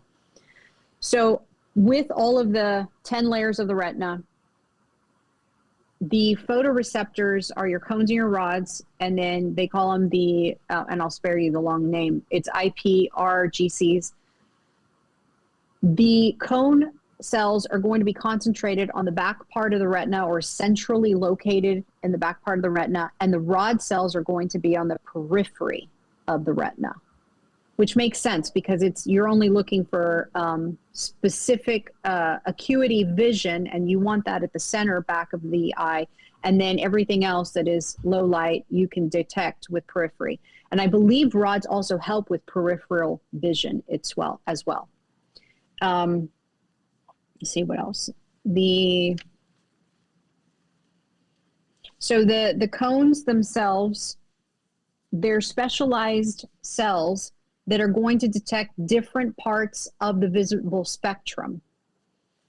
With, let's see, so a total of 3 cone cells. You have your S cones, your M cones, and your L cones, and they basically stand for short, medium, long. Your long cones, or your L cones, are going to detect the long wavelength in the visible spectrum, which is your red wavelength. Those cones are going to be the most abundant cones in the retina. And they're going to be detecting wavelengths at 560 nanometers. So red wavelength, 560 nanometers, long cones, most abundant. The medium cones, or the M cones, are going to detect the medium wavelength. This wavelength is mainly the yellow to green in the visible spectrum, around 530 nanometers. M cones are the second most common type, and they make up about 33% of the total. Which one of those again? Cones. I'm sorry, say that again. This is the M cones, which is the medium wavelength cones. M cones. Those are going to pick up the green to yellow wavelength, which peak at around 530. That's interesting because, like, I know before we were talking about like MM and how that we see that a lot, and then you know that. Yes. All right, go ahead. And the green spectrum, I mean, you have a high amount of energy in the green light spectrum of the visible wavelength. Yo, doesn't like just it's just silly, and I'm not saying that this is where it comes from, but this reminds me up here at the top of like when Snoopy's like got his head up singing in fucking Charlie Brown. I love Snoopy. You know, He knows what's up Yeah. in the sky. Snoopy knows. Snoopy knows. Right here, you got the fucking Star Wars fucking fighting shit. Yeah, The yeah. Millennial Falcon. Which is interesting because when we talk about the visual pathway, the Millennial Falcon area comes into play. I'll leave this up for a while. Go ahead. I'm sorry. Okay, so then the last cone cell is the S cone, which detects the short wavelength, and it responds most to blue light, which is the short wavelength in the visible spectrum. That will peak at about 420 nanometers. 420. The S cones make up 2% of the total cone cells in the retina. Yeah. And cone cells themselves are about 40 to 50 micrometers long, which varies with the rod cells, and we'll talk about that here in a bit. So with cone cells, they're kind of like shaped in a cone, and that they're more, fatter around the top part. I'm sorry. Of the cone, and then taper at the end. I'm sorry to interrupt you again. What's okay. the 40? You said now that is for the. I get confused. Oh, with the color, okay. the ones with the color and the ones with like black and white, or whatever you were saying before, not really color. Which one is that again? That was matching. So the 40. The cone cells, the S cone cells, which basically respond to blue light. That's what I thought. All right. And the blue light peaks at 420 nanometers. And that's going to be about 2% of the total cones in the retina. Okay, see, yeah, right there with those numbers. The King of Cups, or, yeah. Around in that area, it falls with Chesed and Jupiter. And that is the fourth sphere, which is blue. And above it is the second one, and, they do connect. The fourth is, a lower arc of the second one. Again, I always, use Janus kind of as an example, as getting close to the second sphere. But, I'm seeing these numbers repeat, and it's and then the smallest cone is also the ones for the blue, color in your eyes as well. Right. So, that is something I'm going to show eventually, the tarot card. It's blue, and it's showing all that. But, I'm even seeing you talk about it now inside, here. Right? And I think a lot of it, too, is blue light on the visible spectrum has the highest energy, or is the strongest of some sort. And hence why I think you have only a limited amount of S cones, because of, you don't want to overwhelm the system itself. Which we'll talk about in visual pathway, but so you can only usually see blue light the best during midday when the sun is directly over you. And I'll just briefly talk about it right now. So when the sun is at the horizon, whether it's sunrise or sunset, you have the entire, sunlight coming, onto the surface of the earth, right? But because it sits at an angle, the visible spectrum has to travel through the atmosphere. So because blue light is a shorter wavelength, that gets filtered out. And the only thing you really see is the red wavelength, because of all of the filtrates that it has to travel through, right? When the sun is up at the top, center, there's less filtration happening. It doesn't have to filter, it's not filtered as much as it's when on the horizons. So that's when your eyes detect higher levels of blue light during midday. Does that make sense? Yeah, I remember I was even saying the weird thing with that is maybe at some point we'll get to it, but even the way Libra Rush goes and with the colors that matches the directions that you're going with, it almost to me looks like your eyes are getting primed for the next color coming. Yes, absolutely. And that's really how it works, is that the red light itself, and if we get into the brain, the red light itself basically tells the pineal to shut off melatonin. And so once the pineal shuts off melatonin, then it can release serotonin and all the other things, but it's priming the retina to get ready to receive the blue light during midday. So it's kind of like prepping it. But if you immediately go into blue light without turning off melatonin, that's when you start to see problems in your retina, problems with pineal, problems with circadian, all that other stuff. And the other thing, blue light is what trains your brain for circadian. Hence the whole high energy thing. So yeah. Yeah, well, that makes sense with all electronics and stuff. Like we're exposed to too much blue light these days. Yeah, right? Exactly. It's messing up people's circadian rhythm. Absolutely. So you're not supposed to see blue light at night. Right. You're only supposed to. You evolved to only see blue light during the middle of the day, and so now we're putting blue light into our eyes at like midnight, and retinal evolution didn't happen that way. You know what I mean? It's not set up that way, or the pineal's not set up that way. How's that? Yeah. Well, hence those blue blocker glasses really help. Correct. A lot of people, right? Yeah, I have heard of that from people. No, absolutely. So yeah, that's part of all of that. And the way that when light comes into the cones, it's not click blue light, click green light, click red light. What the cones are doing is measuring percentage. How much red in comparison to green, how much green in comparison to yellow, how much yellow in comparison to blue. And all of those ratios and percentages is what gets fed into the ganglion cells and then shot into the brain. And all those ratios are perceived in the back of your brain, and that's how you see color. So it's a bunch of math. You know what that you reminded didn't know me you're of doing. that you were just saying right there? And this is like fucking out there, and people are going to be like, yeah, he's definitely stoned. What was that shit on Netflix with the red light, green light, and they're just knocking people off and killing them? Squid Game? Yeah. Oh, I never saw that one. I've never seen it either. I know what he's referring to. I'm just like referring, like, I'm just like, especially because you see the way you even said it. Like, really? Well, even stoplights in general, right? Like traffic lights, like those colors. And it was funny when you were saying like the percentages that the cones like pick up the percentage. I'm like, it's like a printer, like cyan, ink. It's like 12%. No, that's exactly what I thought. No, that's exactly how I perceived it. It's making like an image in your mind, like a printout. No, exactly. Funny. And one of the things that I thought was really neat was that if you look at a cone cell, just as the cell itself, it looks to me like one of those, what do you call them? The mushrooms, the morels, mushrooms or whatever. And it reminded me of like when people trip on mushrooms, the colors are different. And I was like, what are the odds that, mushrooms distort color and they look like cone cells, and cone cells are associated with color? I don't know. It just, that's it right there.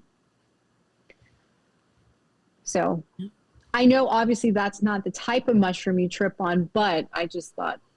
It also looks like, actually, Teresa pointed this out. I think she said it looks like a beehive too, didn't you? I did. I have some things on that in a bit. All right. Yeah. Okay, moving on. Sorry. So rod cells, just briefly, they're going to be your longer cells. And those are about 100 micrometers long, 2 micrometers in diameter. So they're significantly bigger than your cone cells. They kind of stand up further up. And they're going to function in low light, meaning that they're super sensitive to light itself. They're going to be found on the edges of the retina, like we described. Oh, another thing. So there are a total of 90 to 100 million rod cells in your retina and 6 million cone cells in just one retina. What? Yeah, according to literature. I didn't count them myself. But. No? Yeah, no. Yeah, the one thing I did want to mention about this, and then then Teresa can go on after you're done about what she had. Okay. I do find this thing interesting here. I mean, it looks like a fucking spear to me. Or a hook, or something like that. They remind me of the columns of Mithras temples. And it's like, Horus. The rod itself. Horus had a spear. A lot of those gods had spears. Like, once you start getting up higher to the tree, they have weapons, Spears and staffs. Yeah. Right? Yeah. Yes, exactly. Absolutely. No. Yeah, and I think the spear and the staff can show you exactly where you are in the eye as well.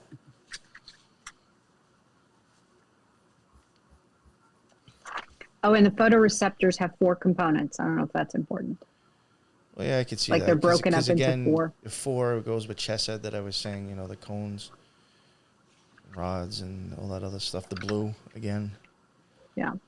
And the rods renew themselves every 10 days, I believe, or they recharge themselves. Oh, wow. Yeah. And those, obviously, that's low light. You know, that's the detection of dim light, you know, perception at night. And that also feeds back into the brain.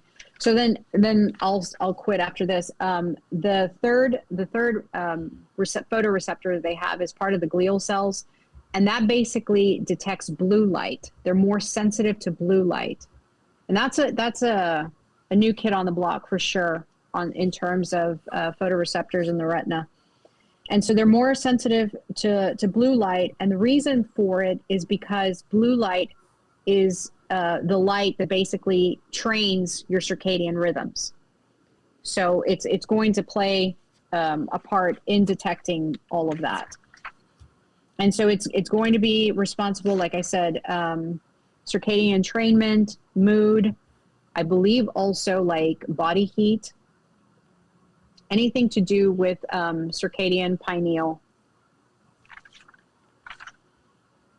sleep modulation, so forth. Now with that, the IPRGCs, you only have between 4,000 to 7,000 compared to the 1.7 million ganglion cells, 1.07 ganglion cells. Ganglion. Damn. Those are your nerves. Yeah, no, I cover that one. That's an interesting one in itself. Yeah. Gang of lions. Nice. Yeah. And then obviously it's all held together by the retinal epithelial, which basically sits between the retina, 10 layers, and the choroid. And the retina epithelium is highly pigmented. That's what gives you the red color of the retina. And that's what's going to sit to filter all of the nutrients from the choroid into the retina and feed the photoreceptors.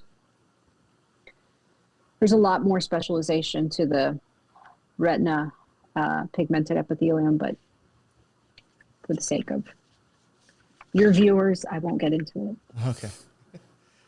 I'm done. Teresa, what was it that you wanted to add about? Oh, yeah, I just made some interesting connections. I found like the retina when I was looking at a lot of Lisa's research that she kindly compiled for us. That there's a few connections, like the ganglion cells. So I'm just gonna share my screen for a second. If that's okay. Yeah, let me just take mine down. Sure. I hope this is the right thing. Yes. Oh, before I forget, the retinal pigmented epithelium is made up of hexagonal cells. Of course it is. Of course it's hexagonal. Okay. So I found it interesting when looking at like a lot of the cross sections of pictures. So especially like the ganglions and like the nerve endings, like they really look like roots to me. Yes. Right? Yes. Which I found odd. But I mean, it could probably be any plant, but I don't know why in my head I jumped to like the quote from like scripture about faith of like the size of a mustard seed. You know that quote? So it's from Matthew, chapter 17. And it says, "For truly I tell you, if you have faith the size of a mustard seed, you will say to this mountain, move from here to there, and it will move, and nothing will be impossible for you." So again, just talking about like faith relating to vision, I feel like is super interesting. And sure enough, the wild mustard plant, these are the roots. That's what it looks like. Totally reminds me of the ganglions and all that. I thought it was pretty cool. So that's just like another picture of it. And then I think, correct me if I'm wrong and why, but the whole reason why we ended up like thinking of this topic, I think was coming off of the chakra series that we did. And we were talking about like, I think the pineal. Yes. And then I don't even know how it came about. Like the idea of collapsing like two into one. And I don't know how that even came about, but we started to look at the retina and like photoreceptor cells, these ones in particular, like that I have up on the screen right now, and just looking at like all the different colors. And it almost looks like they're like plugged in. Yes. right? Even the wiring, I mean, this is by where you're getting to. Even the wiring, it looks like the way Christmas lights are wired. Totally, right? Yeah. So it reminds me of two things: Christmas lights and DNA. Right? So if we look at like cartoon, depictions of our genome, they always use the blue, red, the green and the yellow, right? It's stacked and like plugged in to like the double helix, which I just find it odd, like looking at that and then jumping to that. I find it pretty similar. And then of course, Christmas lights, how they even plug into like the strand, the shape of our eye, looking like a wreath. Like, is this what Christmas is all about? Even the tree is in the shape of a cone, in a sense, right? Oh shit! And then the candy canes are yellow, white and red, but then it has the spiral, just like we were showing before. Totally. With the the pupil, and the whatever, it's just very weird. I mean, because you have tons of cones, you have pine cones. Oh yeah, I got stuff on there. Candy cones, rods. Yeah. I've already said Santa Claus a few times. Right? Like, is this just all telling a much bigger story?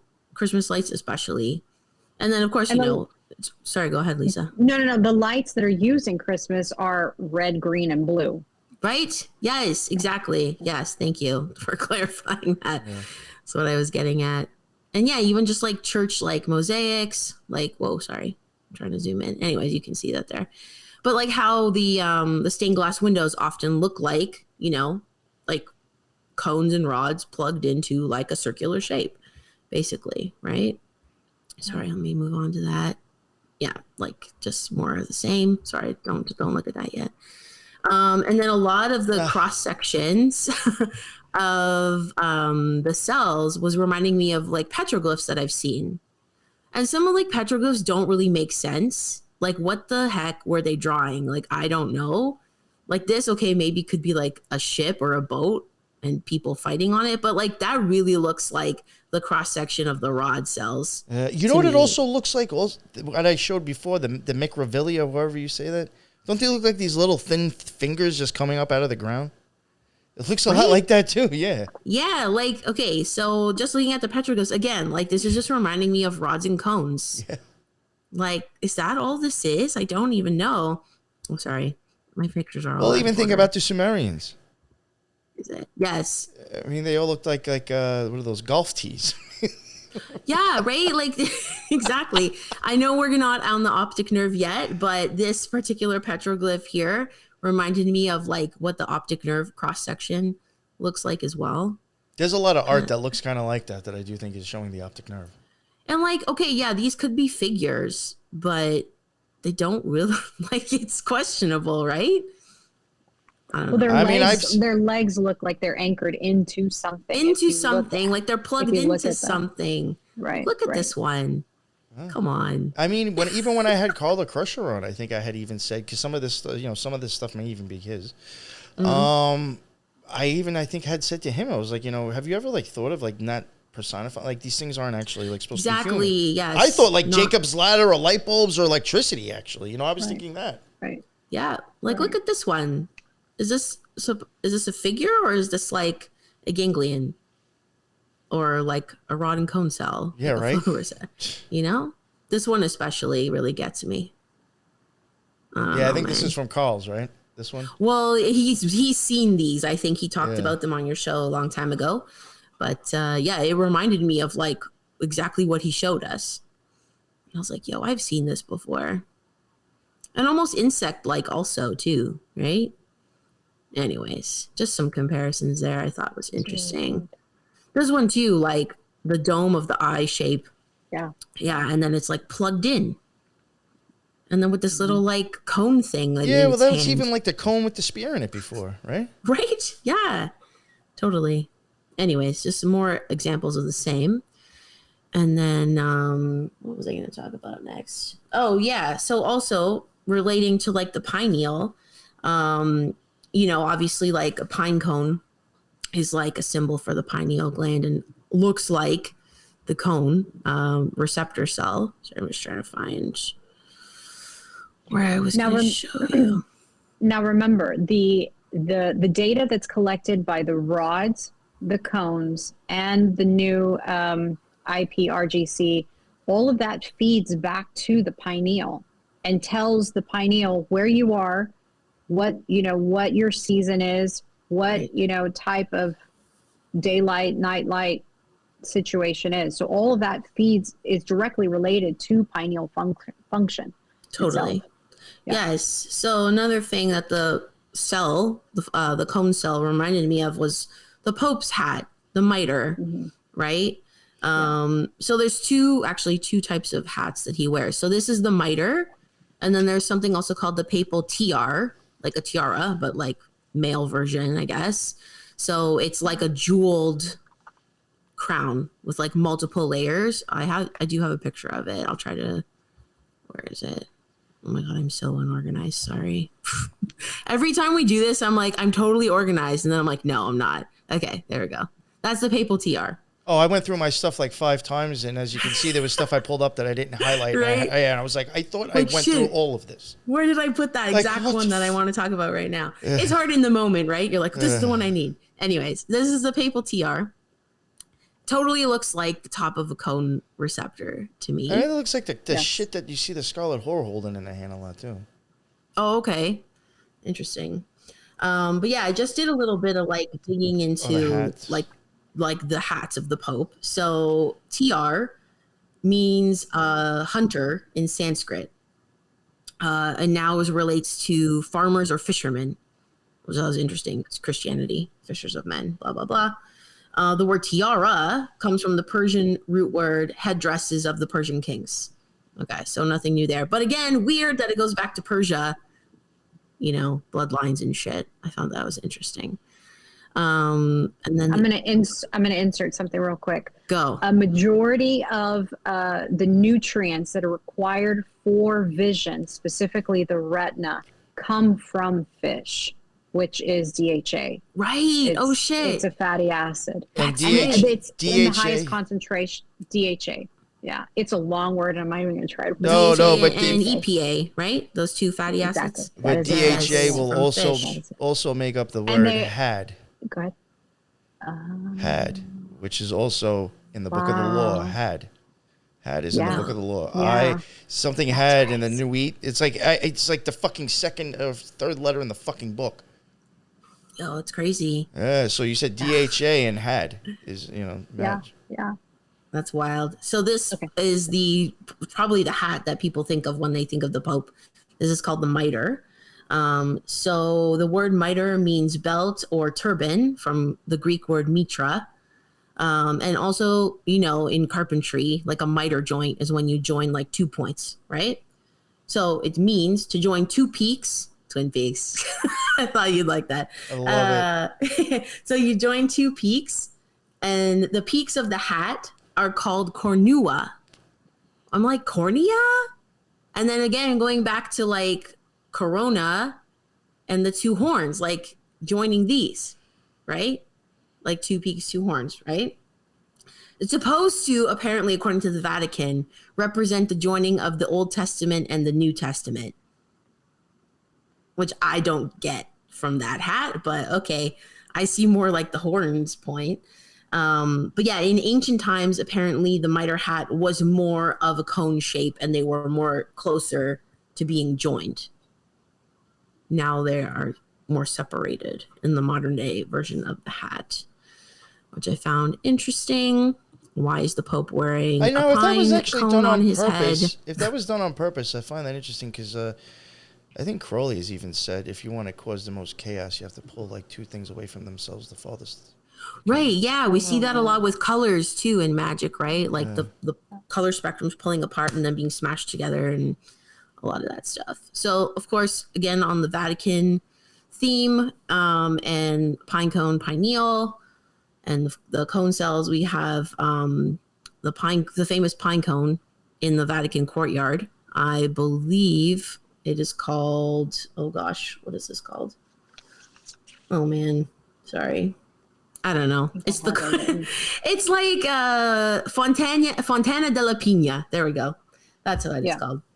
Yeah, so obviously it's a statue flanked by 2 peacocks, which I found interesting too, because I feel like when a peacock opens its tail, it's reminding me of the Oroserata, like that, Well, kind of semicircular shape. Think about this. When I was pointing at the Hermit card, Toth's deck, Yeah. and I thought the Zonules might have actually been the peacock feathers that was in that. Right, it totally looks feather-like. Yeah.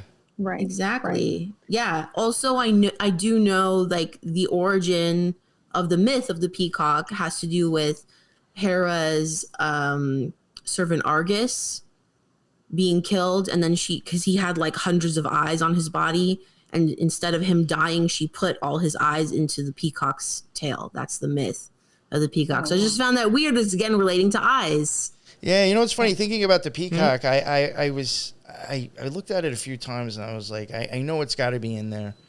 I mean, maybe it's not. Maybe I'm just nuts. But I do think like the Princess and the Pea story is actually in your eyeball. And it's just because like even like with these cones and rods, it's just like stacks and stacks and stacks and stacks on stuff. Even the lens is stacks and stacks and stacks of stuff. I've seen pea, and pea and cock, peacock. They're used for like occult symbolism. I was like, yo, somewhere that bitch bitching about that fucking little pea under the mattress, that's in your fucking eye too. Yo, maybe, right? Wasn't that pine cone from the one with the Oculus? The Pantheon? Parthenon? The Parthenon? Didn't it originate from there and they moved it? Is that? Am I remembering that incorrectly? I was reading a little bit about it. I don't think it's from that, but it is from like an ancient Roman place, and they moved it to the Vatican later. Okay. It's not originally was not originally placed here, which I also find very odd and interesting. Like why the obsession with pine cones to be displayed at the Vatican, and the art at the bottom, it's like you can see people like figurines at the bottom of the pine cone. It's the crowning of an athlete, which again, crowning of an athlete is going to be like the laurel wreath, which we talked about in like the very first episode, I think, going back to like Cornea and Corona. Right. Well, you remember before I had even wondered if the things remember I was saying I was wondering if the gods in the 4 directions that were keeping your pupil pulled open was kind of like the gods of war that you have to destroy in a sense. Like I could see those people, and then you're talking about an athlete. That's kind of like the hero, rising again. You destroyed the gods. You're changing, what's been totally. Yeah, so I could see people and like the winner or the athlete or the defeater of others being portrayed all in the same area. It all makes sense. And there's even a scripture verse about running the race. If you run the race, claim your crown and run your race kind of thing. I'm sorry, I'm probably misquoting it badly, but that's the general idea of the verse. So again, I found that interesting. And if you want to relate it back to, kingdom of heaven is within, this kind of thing, relating to the pineal gland, very interesting. Yeah. Even the retinal artery, the way it comes over through the retina looks like laurel wreath crown. Yes, totally. Okay. Where is my here. And then just to relate it to Freemasonry, of course, I know the rod cells being black and white, low light visibility, just reminded me of the 2 pillars, right? Yes. These pillar shapes, and then relating to the black and white checkerboard of Freemasonry, right? So weird. It's almost as if they're showing you this is, I've even wondered if us standing on the floor, if you were to reverse that, you would actually kind of see the way, I'm taking a guess off of the way the inside of the temple that I've been in.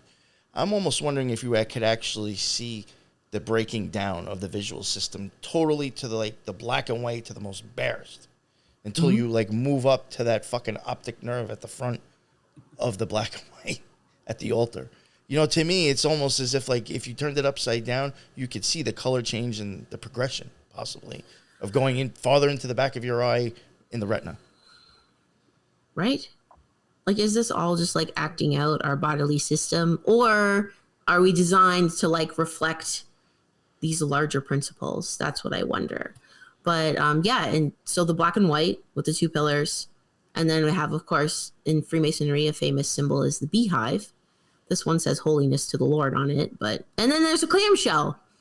at the bottom. It's a freaking Orosorata. Like, what is going on here? Or Santa Claus's beard. Or Santa Claus, whichever. But yeah, I just thought it is interesting. Like, you know, the pineal being like the seat of the soul, and then also reflecting that in the cone cells. Like, is this to give color and like meaning to our life? Just like you do that with like your subconscious and with like your intuitive mind is like endless, you know, your imagination and all that. That's like the expanse of like the whole universe could be in your head. You know, it's funny you mentioned Seed of the Soul, and I think I had mentioned this to you yesterday, something I was thinking about, and I'm kind of going ahead of myself. This will be in the second part. After you're done, we'll wrap this up, and I'll continue the retina, and we'll go into part 2. But you said Seed of the Soul. Remember I was like even saying that thing that looks like the mandrake in our optic nerve? I said, like, what if you were to think of that being a chair or a throne itself? It doesn't have to necessarily, like, I'm going to show how it can tie to Drake and Nightmare on Elm Street. But it doesn't necessarily have to be somebody in a wheelchair. It could just be the wheelchair or the throne itself. Is that what all Game of Thrones was about? Because, like, once you start going into your head and you go into the hippocampus, that could look like a dragon, or it could look like a fucking seahorse. Or it can even look like one of the aliens from fucking the Alien movies. Totally. You know what I'm saying? So it's like you have to start to wonder, like, fuck's going on here, man? Between the eyes and the brain, like, you could, between the eyes and the brain, you have an infinite amount of movies and topics you could do. Yeah. And nobody 100%. Would ever fucking notice. No, and it, again, like, you know, with the beehive being such a prominent symbol, and you touched on, you know, swarm and a couple other things matching, like in Gematria before, like, is this why it's so important to grab our attention and like grab our vision? Like, even in advertising, the whole point is to like grab eyeballs, grab attention, right? Yeah. So do they need us to fixate on certain things so they can control our minds and the bigger picture that way? You know, creating creating the hive mind mentality. You know, and to be straight up too, like, I'm glad that you said that. You know, when I make comments about certain things, it's not because I want people to take their eyes off that fucking dickhead and put them on me. Fucking turn us to both fuck off, and I'd be happy with that. Go live your life and stop listening to that shit at least. Totally. So yeah, it's not about like I want the fucking eyeballs on me. No, I never got that from anything you said. No, just some people I think might take what I say as jealousy, and it's the farthest fucking thing from it. I think the whole point of, like, you know, us doing this, or like things that you've said, comments you've made about that, is that not to be foolish to think that somebody who's claiming to be a different voice or an alternative voice has your best interest at heart either. You know, like, that's another visual distraction or auditory distraction to get you to fixate on certain things. I can throw around every fucking name that's been used over and over and over and over and over again, probably for a reason, for the last 30 years. That's not a problem. I can throw Rothschild, fucking any fucking name. I say that, people spaz the fuck out. There's a fucking reason for that. There is a fucking reason for that. That's right. We're just supposed to stay with the same motherfuckers running shit and not fucking going any farther than that? There's a fucking reason for that. They want to keep you only focused on certain aspects of conspiracy. Yes. Right? Yeah. Like a little hamster wheel. Mm-hmm. Or a busy little beehive. It's like trigger words are similar to trigger light spectrums, trigger light wavelengths. Sure. Like, why did they pick blue light for electronics? Because it is the most addictive. Yeah. And so they pick trigger words because they know that you will pay attention. So yeah. All right. Well, I guess we'll end it there. Oh, there's a buzzing. What's that? I don't know. I heard a buzzing. I think it's gone. All right. Yeah, we'll end it there. And you know, both episodes are going to drop out on the same day and everything. It's just I didn't want people to have to listen to like 3.5 hours of shit at once. So if you're still listening, that's what's up. I'm impressed. Awesome. You can take a break and I guess listen to the next part whenever you want. But we will continue off with the retina because I have stuff. I have tarot. I have numbers. I actually, honestly, if I would have remembered how in-depth the retina would have been, I would have actually not have even went into it and just did it in part 2. But totally forgot how much there is actually in that. So we'll continue from there. And thank you all. And yeah, until the next one. Later.